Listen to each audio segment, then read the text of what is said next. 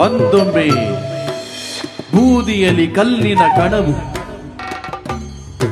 ಬಾರದಿರಲಿ ಬಾರದಿರಲಿ ಈ ಹರಳು. ಅಂದೊಮ್ಮೆ ಬೂದಿಯಲ್ಲಿ ಕಲ್ಲಿನ ಕಣವು ಬಾರದಿರಲಿ ಈ ಹರಳು.